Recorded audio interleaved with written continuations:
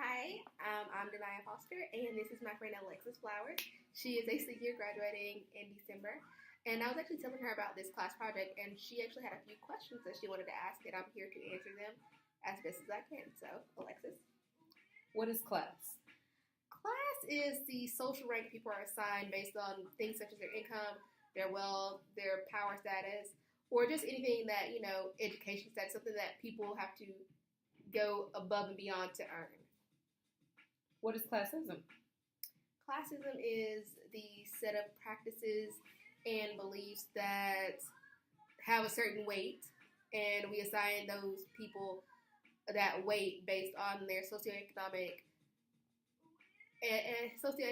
status. So when somebody has a higher socioeconomic status than somebody else, that other person doesn't have their needs met because we associate classism with that weight. So Well, what is privilege? privilege is an earned income that somebody gets that, such as like being able to live in a house or have both parents. So something you didn't earn or something that you didn't actually work for. It's just things that you were given automatically. Interesting. What is the difference between class and classism? There isn't really much difference between class and classism because class just encompasses a whole plethora of categories such as income, wealth, and education and power. But then when you talk about classism, you're focusing more on someone's socioeconomic standing, such as how much money they make and if they have any outside wealth. Why do people associate privilege with class? When someone thinks of a person with privilege, they assume that they already have a higher class standing. They already have gone to college multiple times. They have like multiple degrees, or that they have multiple houses out there, or they have a power standing. So they might be friends with the mayor, friends with the governor. So they assume that when you have privilege, you already have like a higher class standing than everyone else in the community.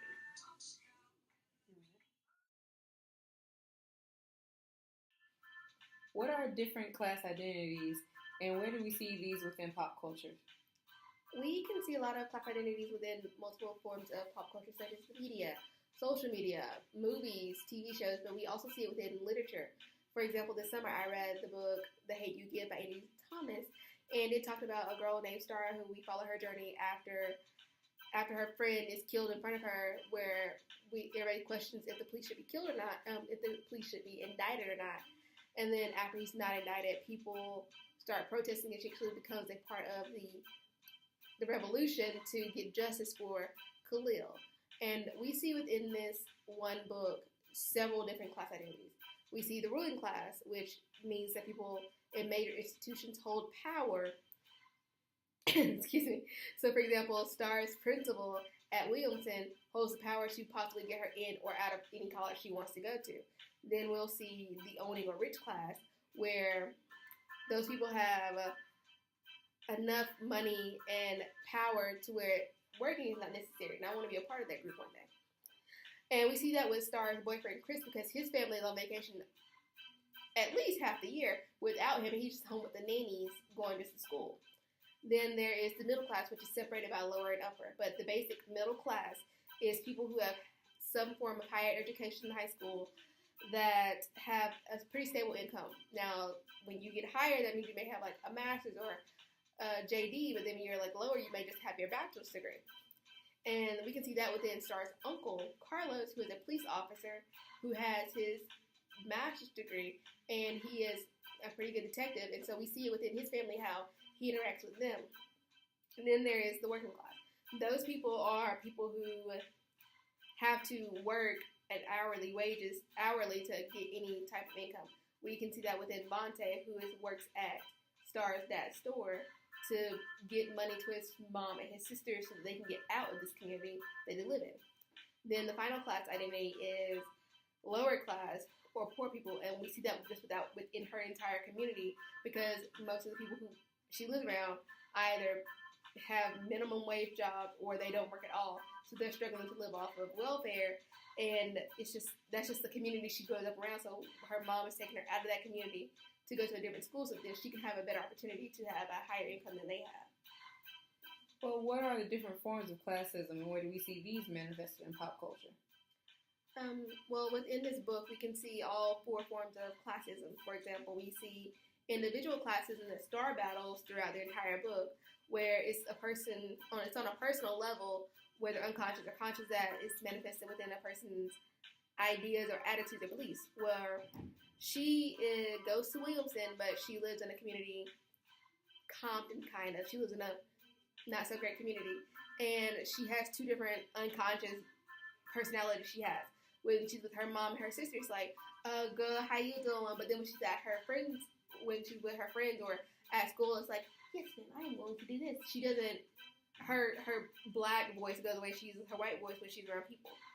But then we also have institutional classism, where it's classism within an institution. So we see that just at Williamson versus her local high school, Garden, her local Garden High School. And it's just like how her mom decided that Williamson was best for her compared to Garden High School.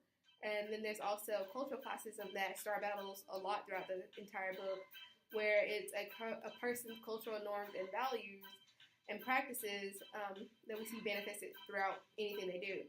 So when the people at her school originally started protesting for Khalil's murder, they were just doing it to get out of class. But to her, it was like, I knew this person, but y'all didn't. But y'all just do this as a form to like get out of class. So you don't have to do homework. Y'all didn't actually know him, or y'all don't care enough to actually find out what really happened in this whole situation. You guys just think that he was a black man killed by a white officer at any time. And then the last one is internalized classism, which focuses more on her dad, kind of, and like the neighborhood she lives in. It's like the classism where people just accept like their status. They accept that this is all I can do. This is it. This is like I can't do any better than this, and I can't do any worse. This is where I'm gonna be. We see it within her dad a little more, which he grows out of that at the end. But it's when he wants to stay in his neighborhood, he wants to be around his people because he doesn't think that he could possibly do any better. But he wants his kids to do better. But he can't do any better than what he has for himself. He's gotten himself out of trouble, so he still feels like that once he's got himself out of that much trouble, he's good to go. Where do we see privilege in pop culture? Privilege can be seen at any point in time in pop culture. For example, Star's friend Haley is a rich white girl. She never had to experience any type of hate or backlash that Star has to deal with. And so, interacting with Star, we see that she has so much privilege. She just assumes that everybody has two parents in their household, that everybody has access to like going on vacation twice a year, that everyone has like a car, everybody can like afford to send their kid to any school they want, so they can go out to this concert on the weekend. Like, she doesn't understand that that's unearned that she's been given. Like, her parents are able to provide that for her, but that's not something that everybody in the world can do. Interesting. Have you ever had an experience with classism, or privilege? I've not personally had any experiences with class or classism, but I've had experiences with privilege. My friend from high school, she had her mom and dad in her household and only had my mom.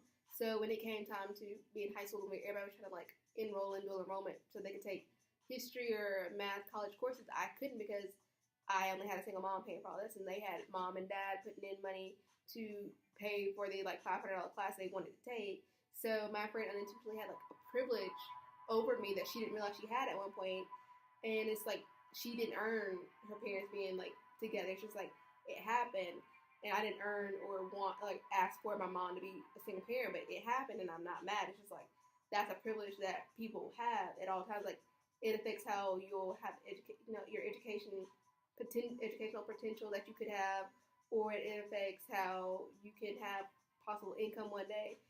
Privilege it affects you on so many different levels that some people don't understand that. Since you have had experiences with privilege, have you seen class or classism in different places? I've heard of classism and class identities in different TV shows such as Blackish and Insecure, and I'm really interested in watching those. I'm actually going to take time out during the Christmas break to watch them. I've just not had time because, as we see, this project is here. But you just see it like in different forms of media, whether it's online or social media or within like movies and TV shows. People are like trying to bring to light that this is an issue that needs to be addressed. Interesting. Hi, it's time for me to play a little game, and I'm going to have the help of my roommate Hannah, who's behind the We're going to play a quick game. I'm going to read off some scenarios that have a form of classism, and you're going to tell me whether it is internalized, individual, institutional, or cultural, and a brief reason as to why. Are you ready? I'm ready. Okay. First question. A person assuming that all Middle Eastern people are either Muslim or a terrorist. And that is a form of individual classism because that person probably has a belief system that was passed down to them that they are superior to another race or ethnicity or gender. All right, question 2. Minnie from middle school has been called trailer trash multiple times, so that now she is afraid to ask out Kendall, who is predestined to inherit the family oil business. Minnie is experiencing internalized classism because she's been called trailer trash multiple times, so that means that her self-esteem and her self-image have been depleted. So that means she sees Kendall at a higher value than her, and since she's been deemed this trailer trash, that means she doesn't feel like she can ask him out or possibly get to know him, even though he could be the sweetest guy ever. All right, question 3.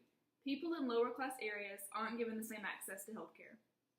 That is institutional because people who are in a lower class also have less access to healthcare, meaning they are more prone to diseases and illnesses than people who do have access or live in a better neighborhood where there are physicians and ERs and doctors readily available for them. All right, question 4. A movie director who feels as though he is better or has total control over female actors. That's an individual classism because that man probably has a mindset that he is better than his female counterparts, whether they are actors or possibly directors. And this could either be unintentional or intentional. He might have grown up with this mindset, so it just has manifested itself through his work, even though he is completely wrong. Question 5. The depiction of the characters in Shameless versus the Real Housewives series. That's cultural classism because in the TV show Shameless, they depict a lower class, but they depict it at such an extreme that these people probably are crackheads or they work so often they don't have a chance to make any money versus people who are in the Real Housewives series who are of upper class standing and they barely lift a finger. All right, let's change the game just a little. I'm going to list off TV shows and sitcoms, and you tell me what class identity it represents and why. Ready? Okay. Everybody Hates Chris. That is working class because Julius works 2, sometimes 3 jobs at a time just to make ends meet or to give his family something they really want for Christmas. So he barely is home. The only time he's home is to sleep and eat. All right, Blackish. That's upper middle just because the mom is a surgeon, dad is a marketing executive, and they have multiple advanced degrees. So it's just, that's an upper standing. They have a higher income and higher wealth. Okay. Good Times. That's poor just because JJ barely knows how to read, possibly doesn't know how to write. He always says is dynamite. He doesn't have a job and isn't looking for one. So it's just that he represents that image that Black people are given sometimes of not being educated at all. Okay. The Real Housewives series. That is the rich class just because these women make money, sometimes by not doing anything or actually not having a stable job is what people call it. Family Matters. That's more lower middle just because these people, they have stable jobs, but then Harriet sometimes is unemployed at random times throughout the series.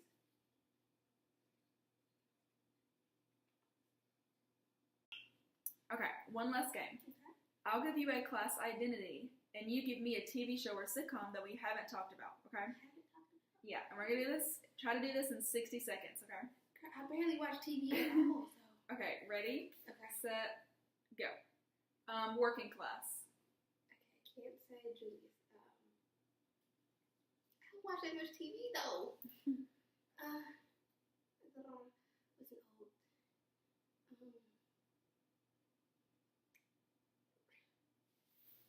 I don't watch much TV. Is Roseanne somebody? Yeah, that's a person. That's a TV show. Oh, it's okay. Roseanne, we gonna stick with her. Okay. Rich class. I took my series of Real Housewives. So,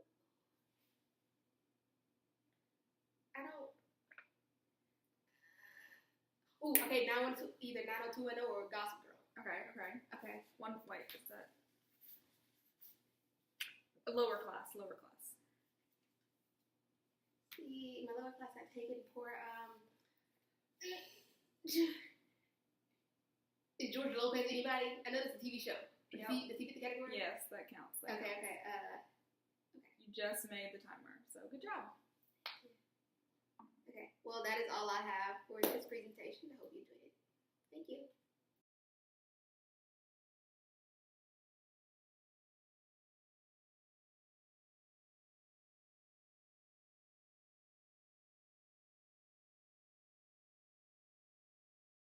So do I look at you when I'm talking, or just here? I think you should look at me while I'm asking you my questions, and then like you answer I'm gonna turn like here. towards yeah. But then I gotta look at myself. Though. Well, look at the camera, not don't look at yourself. Camera right there. Though. It's like it's me. Then It's all right. We already here. We're gonna do it live. Come on, we're gonna do it live. Okay. Let's do it. Come on. First question. All right. Got to sweep the room. We had to change rooms. Okay, now let's prop.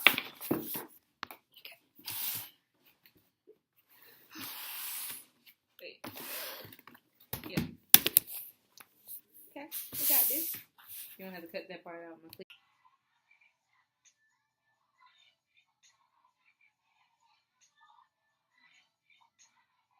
It's not my turn. It should be the same. It shouldn't be a problem. What are your questions? Oh. Are you doing Russian? Yes, I'm doing Russian. Give me the questions. I got Russian homework due like tomorrow. We're gonna pray about that. But why do we look low? Because you don't have your angles right. Come on, girl. Come together. Okay. I'm gonna stack books. We gonna... No, you need this book too. Okay. We need one. put your planner up. Okay. Come on, come together. All right. Okay, we look better. Almost. We look better. Okay, cool. So, Okay. wait, are these questions numbered? Yeah. You want an introduction? Like, Yeah. So, hey. You can just say like what my major is and stuff. That's fine. Okay. That's all you're gonna get to. I mean, that's cool. Hey, look. According to pop culture, how are people categorized by privilege? People have. No. It's okay. No. I messed up. Okay. According to pop culture, how are people categorized by class? It is written out. But I'm not in your class, so it's written out. It's pretty big. But I'm saying though, it's not hard. It's 10 words per question. But we've been here all night. I'm cold, and we. I ain't no problem. I told you to come prepared. Alright, it's time to play just a little game. My roommate Hannah Terry is behind the camera. Sorry. Don't put my last name in there. I don't really want people to know my last name. So thanks.